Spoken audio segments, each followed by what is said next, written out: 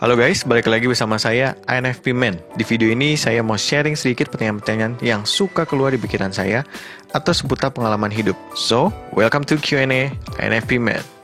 Semua jawaban di video ini adalah jawaban dari pengalaman hidup pribadi saya sendiri. Jadi buat teman-teman yang punya jawaban lain, silakan aja share jawaban kalian di kolom komentar ya. Oh ya, kalau kalian ingin bertukar pikiran atau brainstorming, please feel free to ask. Selama pertanyaannya bisa dijawab dan tidak masuk ke dalam ruang VVIP informasi pribadi saya, pasti saya akan meresponnya dengan menjawab pertanyaan tersebut. Oke, langsung aja kita mulai ya. Apa yang kamu suka? Freedom atau kebebasan? Apa passion kamu? Video editing. Kapan kamu merasa paling bahagia? Ada dua. Pertama, waktu pertama kali ngekos, jadi akhirnya bisa lepas dari cengkraman dan otoritas nyokap. Dan yang kedua, waktu ngelakuin video editing. Apa mimpimu? Mempunyai 2 juta subscriber dan membantu banyak orang memiliki kehidupan yang lebih baik melalui channel ini. Seberapa yakin kamu akan mencapai mimpi itu? Sangat yakin. Karena saya yakin masih banyak orang yang ingin mengalami perubahan dalam kualitas diri dan peningkatan dalam hidupnya. Apa kamu punya kekhawatiran atau ketakutan tentang masa depanmu? Tidak. Apa kamu pernah bandingkan dirimu dengan orang lain? Pernah. Saya pernah bandingkan diri saya yang tidak jago di bidang olahraga saat sekolah dulu. Apakah kamu pernah merasa kesepian? Tidak. Apakah pernah melihat hantu? Pernah. Hal apa yang paling ditakutkan? Bekerja hanya untuk gaji dan bertahan hidup. Apakah kamu pernah melihat piring terbang? Pernah. Apakah kamu pernah pusing memikirkan perkataan orang lain? Tidak. Apakah kamu pernah dipanggil dengan salah satu jenis binatang? Pernah. Waktu itu saya masih bekerja di Astra Group. Ada seorang rekan kerja saya yang beragama muslim dan sering memanggil saya babi. Saat itu saya meresponnya dengan mengajaknya makan babi bersama dengan suara yang kencang. Dan dia langsung diam dan tidak pernah bercanda seperti itu lagi. Kalau kamu dilahirkan kembali, kamu ingin menjadi apa? Saya lebih memilih tidak dilahirkan kembali. Prinsip apa yang kamu selalu pegang dalam hidup?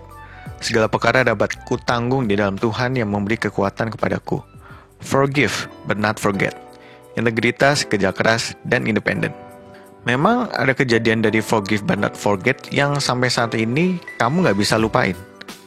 Banyak. Bisa kamu kasih contohnya? Sorry, it's classified. Bagaimana prinsip kamu dalam memberi bantuan kepada orang lain? Bantu dengan tulus, sesuai kemauan dan kemampuan, tanpa mengharapkan balasan. Kalau nggak bisa bantu, nggak akan memaksakan diri untuk membantu orang lain. Kesusahan atau kesulitan hidup orang lain bukanlah tanggung jawab saya. Apakah kamu pernah iri dengan barang yang dimiliki orang lain? Tidak. Apakah kamu pernah iri dengan pencapaian sukses orang lain? Tidak. Apakah kamu pernah iri dengan orang yang berasal dari keluarga kaya? Tidak. Hal apa yang paling kamu tidak sukai? Semua yang tidak baik dan benar di mata Tuhan. Hal apa yang paling menakutkan buat kamu? Berada di apartemen di lantai tinggi saat terjadi gempa, dan berada di dalam pesawat yang mengalami turbulence. Hal bodoh apa yang pernah kamu lakukan? Utang kartu kredit sampai 30 juta, berharap sama orang, termasuk kepada orang tua. Apa merek mobil favorit kamu? The one and only, BMW. Apakah kamu pernah merasa trauma akan sesuatu? Pernah, kecelakaan mobil. Apa makanan favorit kamu? Mie ayam gerobak, tumis pare, dan semua hidangan telur. Dari omelet, telur dadar, telur ceplok, telur kecap, telur pindang, telur petis, telur balado, telur rebus, baik yang matang atau setengah matang. Makanan nyokap yang paling ngangenin? Semua hidangan telur. Termasuk picky eaters nggak sih? Enggak. Pilihannya makan yang ada atau saya mati kelaparan. Apa menu paling sederhana yang pernah kamu makan? Nasi dan kecap. Menu makanan apa yang paling kamu hindari? Ikan sarden. Karena waktu kecil, saya bisa ketemu menu ikan sarden sehari 2 kali, 3 hari dalam seminggu, berarti dalam sebulan saya makan menu sarden sebanyak 24 kali. Dan ini dalam setahun cukup konsisten, paling hanya 3 bulan dengan intensitas ikan sarden yang cukup menurun. Jadi saat itu saya udah enak banget sama ikan sarden dan sekarang saya udah gak mau makan ikan sarden lagi.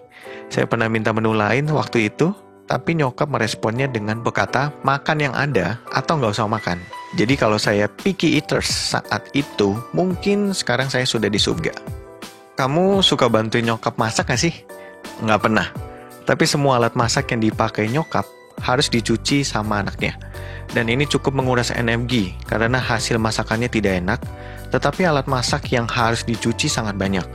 Saat itu saya serasa kerja paruh waktu sebagai dishwasher, bedanya saya tidak diupah sama sekali. Apakah kamu pernah terobsesi menjadi seperti orang lain dan menjadi siapa? Pernah. Saya pernah terobsesi menjadi Tom Cruise. Apakah kamu takut mati? Tidak. Pernah diancam dengan pisau? Oleh siapa? Pernah. Saya pernah diancam dengan menggunakan pisau oleh tukang palak dan nyokap saya sendiri. Siapa yang paling memberi pengaruh hidup dalam hidup kamu? Pengalaman hidup. Apakah kamu pernah dibully? Karena apa? Dan kapan?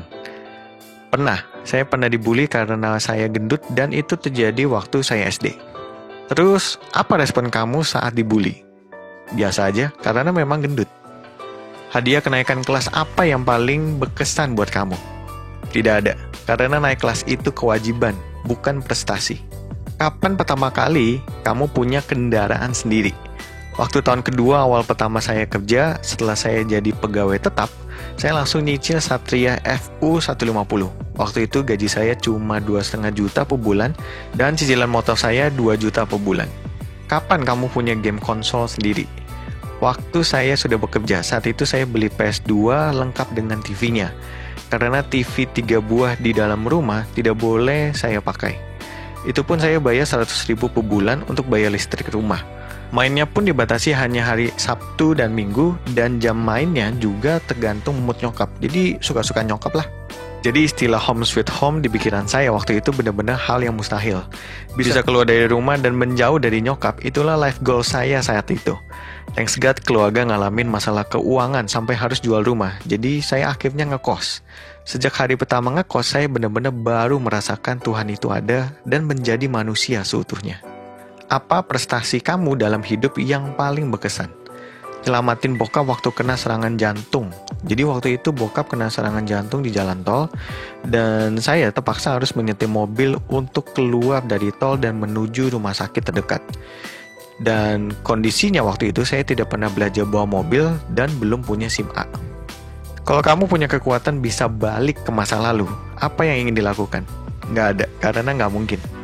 Apa yang tidak bisa diubah, tetapi kamu harus tetap syukuri? Nyokap. Kejadian apa yang kamu sesali tidak menjadi kenyataan? Bokap dan nyokap cerai. Lebih dekat sama bokap atau nyokap? Saya lebih nyambung ngobrol sama bokap. Tapi saya rasa nggak bisa dibilang deket kayak hubungan sahabat sama bokap. Tapi kalau cuma sebatas dibandingin sama nyokap, emang saya lebih dekat sama bokap. Memang nggak pernah ngobrol sama nyokap? Tidak, tapi kalau ditanya, saya selalu jawab. Apa yang kamu rasakan sangat menyenangkan saat semasa kecil? Tidur. Makanan mahal apa yang kamu ingat saat semasa kecil? Big Mac dan KFC. Kapan kamu merasakan makan paling banyak? Waktu SD. Saya pernah makan 5 bungkus mie pangsit. Selain itu juga saya pernah makan 1 ekor ayam kalasan Nyonya Soeharti plus 1 rice cooker nasi. Apa yang paling menyenangkan buat kamu dalam hidup? Putus hubungan dengan orang yang tidak menyenangkan. Apakah kamu pernah meminjamkan barang ke orang asing? Pernah. Saya pernah minjemin pulpen dan kebanyakan nggak dibalikin lagi. Tapi saya nggak akan pernah minjemin aset ke orang asing, seperti kendaraan, barang elektronik, dan barang-barang yang menurut saya penting. Karena saya terbiasa hidup dengan keluarga yang tidak saling meminjamkan barang. Makanya sempat bingung sama kejadian seorang ojol mengizinkan motornya dipinjam oleh penumpangnya atau orang asing dan akhirnya dibawa lari. Apakah kamu pernah kena hipnotis? Waktu dulu lagi trendingnya zaman hipnotis, ibu-ibu minta ongkos di jalan, saya pernah ketemu salah satu pelakunya dan intuisi saya bekerja. Waktu itu saya langsung ngomong nggak ke arah mata dia dan tutup salah satu mata saya. Semua pertanyaan yang ibu itu tanyakan ke saya jawab nggak tahu, nggak ada, nggak tahu, nggak ada, nggak tahu, nggak ada, sampai dia udah nggak tanya lagi dan dia nggak ada di hadapan saya. Tapi saya tetap jawab nggak tahu, nggak ada, nggak tahu, nggak ada, sampai orang-orang sekitar berpikir saya udah kena hipnotis waktu itu. Karena saya ngomong sendiri tanpa ada lawan bicara. Apakah kamu pernah diomelin sama orang asing? Pernah. Jadi saya pernah bantuin nenek-nenek nyebrang jalan. Udah sampai di seberang, saya dimarah-marahin sama nenek itu. Dia bilang, siapa yang mau nyebrang? Orang saya lagi nunggu taksi. Ya udah, habis itu saya tinggalin, nggak saya seberangin lagi. Apakah kamu pernah hilang di dalam mall waktu kecil? Pernah. Waktu itu saya langsung cari kasir terdekat karena saya tahu bokap pasti duduk di dekat kasir dan siap-siap bayar belanjaan nyokap. Apakah kamu pernah mimpi aneh? Pernah. Saya jadi tentara waktu zaman perang dunia dan ada adegan mesum dengan perawat di dalam mimpi itu. Pernah juga mimpi hidup di zaman modern dan pernah mimpi melihat ikan zaman purba yang besar banget. Badan saya aja sangat kecil dibandingkan bola matanya. Apakah kamu pernah ngalamin apa yang muncul di pikiran jadi kenyataan? Pernah. Jadi waktu saya kerja dulu, pernah pengen istirahat panjang. Mau cuti nggak bisa, akhirnya kena gejala tipes dan akhirnya senang. Bisa lepas dari kerjaan, jatah cuti utuh, tapi bisa istirahat panjang di rumah sakit. Thanks God. Pernah juga waktu bokap udah kena sakit jantung dan harus terus minum obat jantung. Tapi bokap juga harus tetap kerja. Waktu itu saya cuma berpikir supaya bokap cepat dipanggil Tuhan. Dan akhirnya tidak lama, memang bokap meninggal. Saat itu saya sedih, tapi saya juga sangat senang. Karena kalau kalian punya orang tua yang punya sakit jantung, pasti kalian tahu alasan kenapa saya bisa mengatakan hal ini. Ada juga beberapa kasus orang yang menertawakan kesusahan saya atau menghina saya. Macam-macam kejadiannya. Ada yang akhirnya sakit, bangkrut usahanya, karirnya menurun, dan ada juga yang meninggal. Pelajaran apa yang kamu ambil dari bokap? Kerja keras dan fokus pasti memberi hasil. Pelajaran apa yang kamu ambil dari nyokap? Nikmati hidup semaksimal mungkin dan hidup untuk saat ini. Pelajaran apa yang diambil dan dikembalikan ke bokap? Memilih pasangan hidup. Bokap hanya sekali kasih saya masukan tentang memilih dan memutuskan seorang wanita untuk dijadikan istri. Tapi saat saya merespon apa yang dikatakan tidak dilakukan oleh ayah saya sendiri, dia akhirnya hanya tertawa. Sejak itu, bokap gak pernah ngasih nasihat kalau nasihat itu tidak pernah dilakukannya sendiri. Pelajaran apa yang diambil dan dikembalikan ke nyokap? Tabur tuai dan tidak berharap pada manusia.